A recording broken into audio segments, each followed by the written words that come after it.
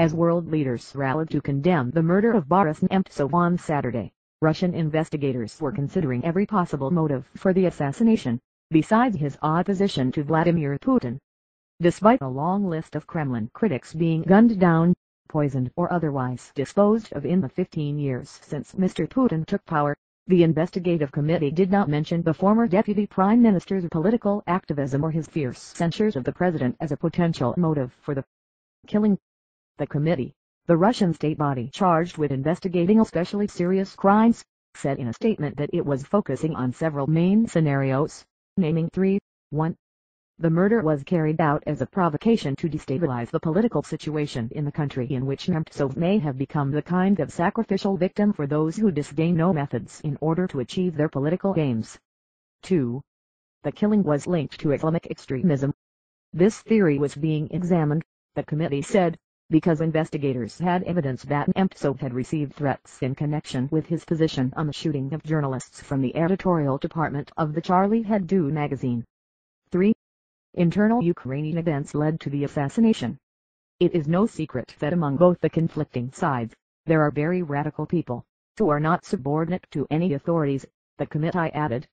Mr. Nemtsov's business activities, a personal vendetta against him or a domestic dispute could also not be ruled out, investigators said.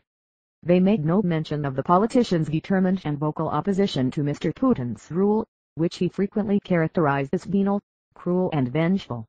Ramzan Kadyrov, the leader of Chechnya, who is an ultra-loyal supporter of Mr. Putin, spoke out on Q on Saturday, writing on his Instagram account that only forces interested in winding up the tension could make such a perfidious step. There is no doubt that Mr. Nemtsov's murder was organized by the special services of the West, aiming by any means possible to provoke an internal conflict in Russia, he said. That is their practice.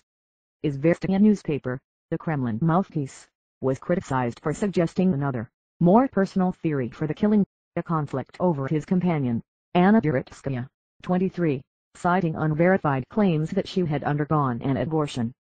Mr. Putin wrote a telegram to Mr. Nemtsov's mother on Saturday, expressing his condolences and promising to do everything to ensure that the perpetrators of this vile and cynical crime and those who stand behind them are properly punished.